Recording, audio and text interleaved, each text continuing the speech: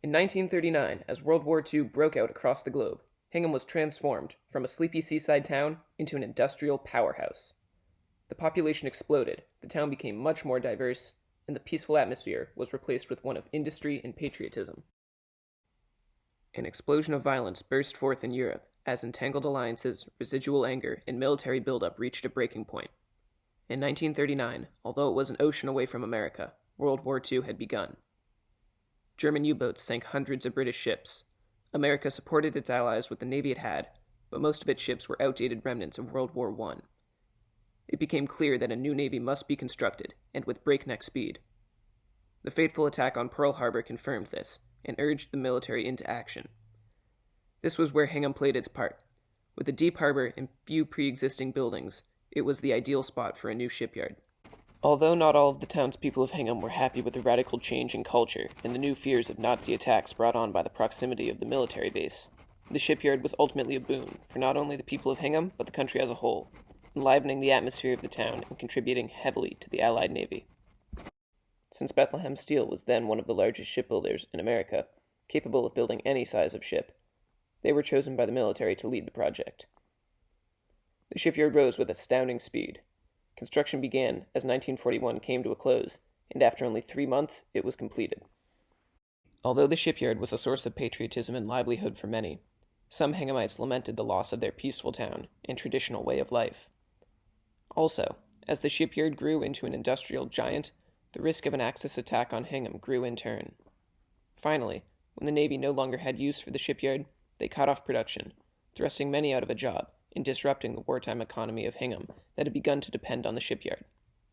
Arthur E. Whitmore, a spokesman on behalf of Hingham, said the following in 1942 in a letter to the Board of Selectmen.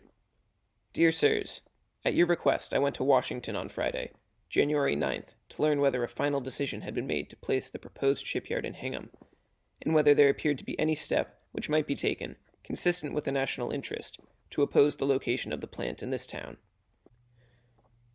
Whitmore said that the military's response, through Admiral Robbins, was as follows.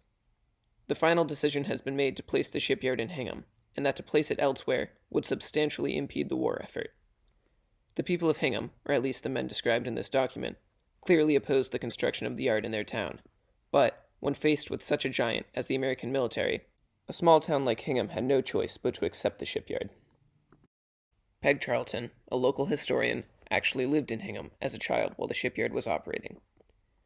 She recounted one of the most memorable moments in Hingham's history in the Hingham Journal. One December night, the rumor of an unidentified plane being sighted spread around Hingham. Soon, a full-scale air alert was in motion. Soldiers were sent on patrol, air raid alarms sounded, and a huge traffic jam was formed as Army vehicles simultaneously began driving in different directions. This event happened to be a false alarm, but it prompted frantic preparations. The top of headlights were painted black, homes were required to draw blackout curtains, blackout paper was plastered up, and plywood, cut to order for your windows, was sold by the Hingham Lumber Company. Although events such as this one were uncommon, the frantic response exhibited by the town proved that there was a sense of fear and anticipation bubbling just beneath the surface. Hingham's proximity to the shipyard and ammunition depot made it an understandable cause of this fear. The final blow to Hingham was delivered by the sudden shutdown of the shipyard. In 1945, the war ground to a halt, and with it came war production. Contracts for the workers of Bethlehem Hingham dried up, and suddenly 20,000 workers realized that they would lose their jobs. In a desperate effort to preserve their livelihood, the workers sent a telegram to the leader of the Bethlehem Steel Corporation. The telegram read, "More than 500 supervisors of Bethlehem Hingham Shipyard appeal to you for information as to why there seems to be no further contract in sight for the Bethlehem Hingham Shipyard. We feel that this model shipyard cannot be discarded while there is yet a ship to be built." Although the telegram tries to maintain a respectful tone, many workers resented being laid off so suddenly. Additionally, with the loss of such a huge consumer base, the industry that had grown in Hingham was undoubtedly disrupted. The Bethlehem Hingham Shipyard was a leading producer of ships, setting records in quality and quantity, and contributing massively to the strength of the Allied Navy. The Beth Hingham Shipyard hit the ground running. Even before construction was finished, overflow orders were coming in from other Bethlehem plants. The yard was streamlined to build destroyer escorts, These ships, though they sound like the little brothers of the true destroyers, were actually quite similar in speed, size, and power.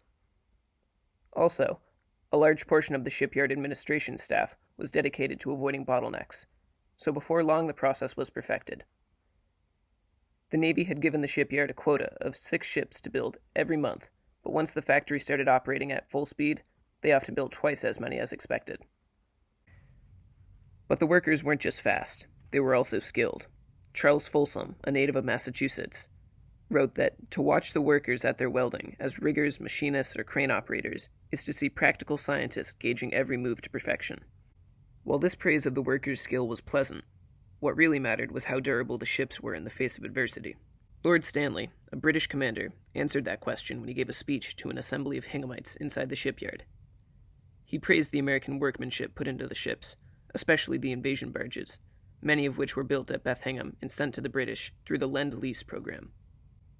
These invasion barges sailed across the Atlantic unhindered while being pounded by 25-foot waves. Such a level of skill was cultivated in the mass of untrained workers through a clever policy of the Bethlehem Steel directors. They had decided to send, along with all of the untrained workers, approximately 1,000 veteran shipbuilders to teach the newbies the tricks of the trade and generally ensure that the ships were built properly.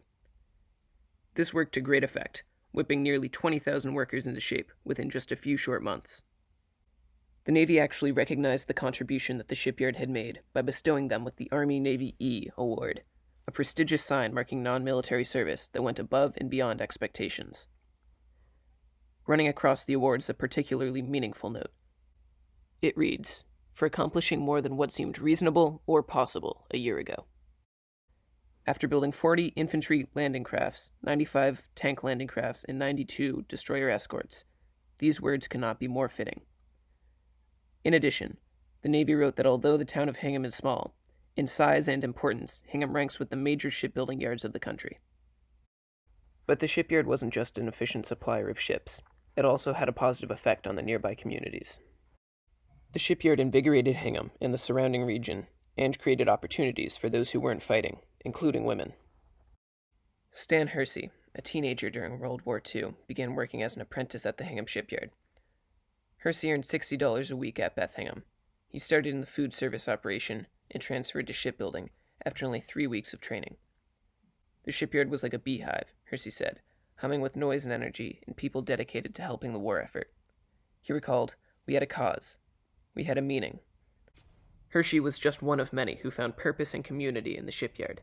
Anne Collins, who was a child while the shipyard was operating, remembers the shipyard as an independent entity, with its own heating and utilities and an esprit de corps among the workers, fostered by a global crisis. Collins also said, even though it was a shipyard, it was like a model city. The shipyard brought together a unique community of laborers. Those who came were from all over the coast of Massachusetts, not just Hingham. Thousands from Quincy, Brockton, Weymouth, Braintree, and more than 5,000 from Boston. Plus, many more came from over 170 various towns along the East Coast. Even more significant than the connections formed across the East Coast, however, was the introduction of 2,700 women into the yard. The introduction of new technologies such as welding made the labor physically easier, though it was still quite difficult, opening it up to female laborers.